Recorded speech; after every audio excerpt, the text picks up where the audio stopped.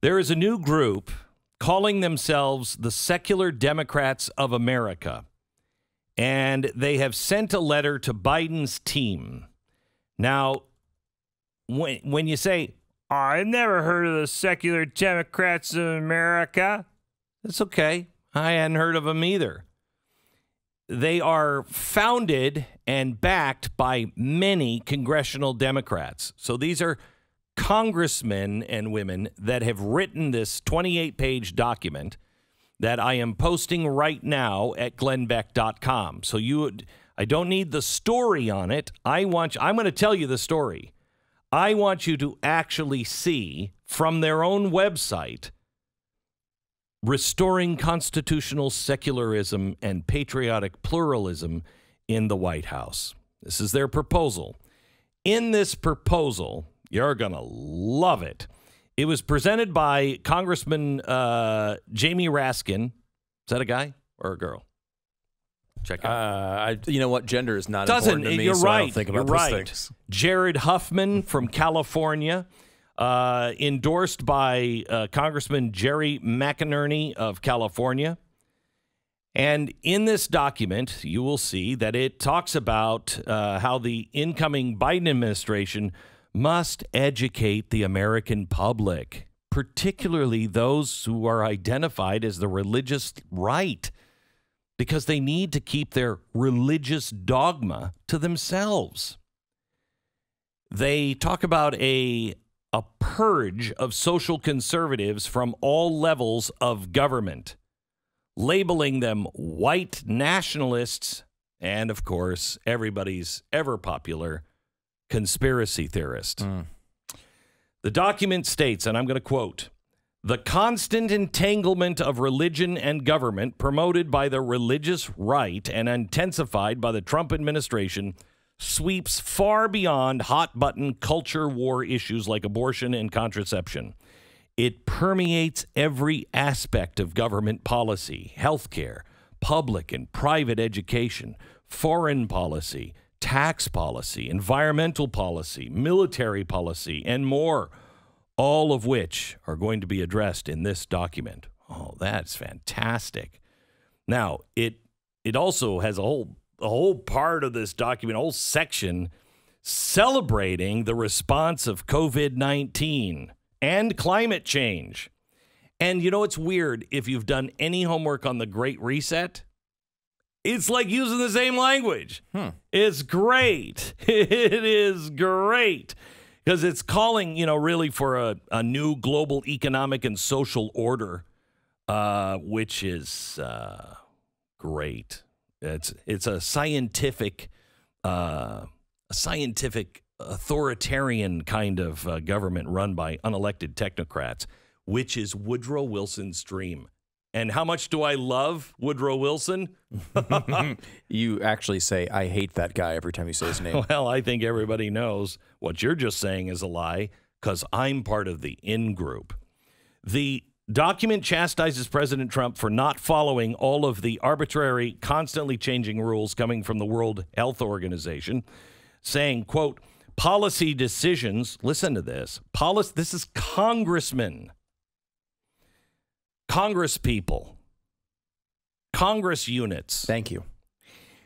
Policy decisions, quoting, that should be guided by science and evidence on matters ranging from climate change to comprehensive sex education to federal funding for stem cell research, have been skewed or blocked entirely by powerful religious interest groups and further undermined at every turn by the Trump administration. There is no example more grave than this administration's lethal mishandling of the COVID-19 global pandemic, which has brought death to hundreds of thousands of Americans. Disregard for science and disdain for expertise has reached an all-time high in this administration of magical thinkers and conspiracy theorists.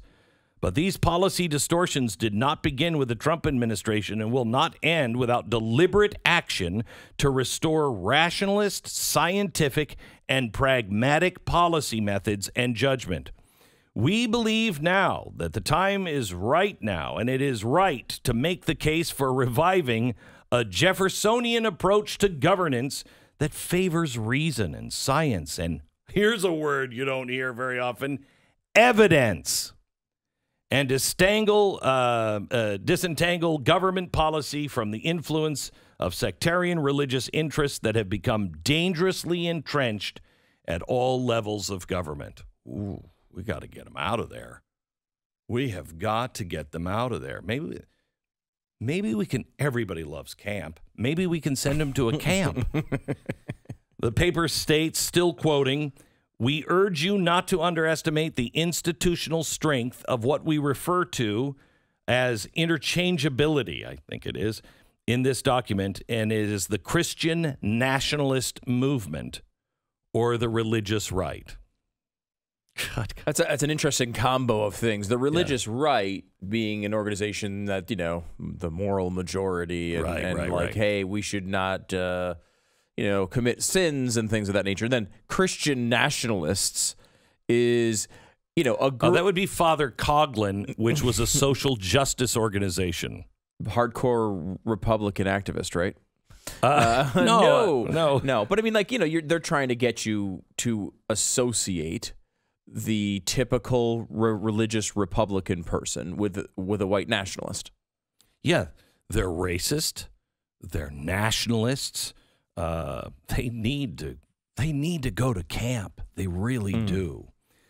Do you remember Anita Dunn, the lizard lady? Okay. I'm a big fan of Chairman Mao. She was a character from the early seasons of the Obama administration, if you remember that wonderful documentary. Yes, I do remember her making a speech, and I do remember, the main thing I remember about her is not even what she said about Mao. I just remember her licking and smacking her lips throughout the entire speech. So anyway, she was a big fan of Mao and Chinese communism and the Chinese Cultural Revolution, which, just forced the Chinese people to submit to his view of life, which was anti-freedom, anti-God, anti-religion, anti-free market, pretty much anti-people after Mao killed about anywhere estimated between 50 and 90 million people. After 50 million, you just stop counting. You're like, I don't know. Does it matter anymore? Yes. I just want to point out, yes, it does matter. So here are the authors. Representative Jamie Raskin, son of Marcus Raskin. We got this tip, by the way, from Trevor Loudon, who is, that guy's a warrior. Marcus Raskin was the founder of the Institute for Policy Studies, which Loudon says has connections to the Soviets back to the 1970s. Jamie Raskin, who is a congressman now, has long connections to the Democratic Socialists of America. He's written for their publication. He's what Trevor would call a smart communist, one that's like, oh, no, I'm not a Marxist, communist. Oh, those are dangerous people. No, I'm just thinking, I'm just out here trying to be pragmatic. Another author is Congressman Jared Huffman of California, a member of the Congressional Progressive Caucus, which was established by Bernie Sanders, a socialist. Isn't that weird? Now, in the document that you will find at glennbeck.com right now, it calls on Biden to make the following changes. Now, listen to these. Eliminating government support for all crisis pregnancy centers and all abstinence-only education programs in school. I'm a big fan of Mao.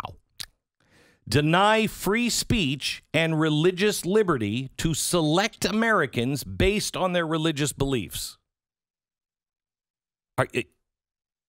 How on earth can this be real? It is. I know, did but you look it up? I don't understand how. It is 2020, and we're going into 2021. Told you 2021 is going to be worse. Incentivize states to strip parents of all non-medical exemptions to mandatory vaccinations for children in schools or daycare centers. Here's the tried and true. In God we trust has to be removed from currency. Repeal the Religious Freedom Restoration Act. Rescind and replace the Trump DOJ's federal protections for religious liberty. Appoint an attorney general who will support governors. Listen to this. Appoint an attorney general who will support governors who emergency COVID-19 executive orders restrict gatherings at houses of worship. Now, wait a minute. You're an anti-God organization. I thought that was just for public health and safety for COVID. Now, all of a sudden, wait. You want this as an anti-God? You know what this is?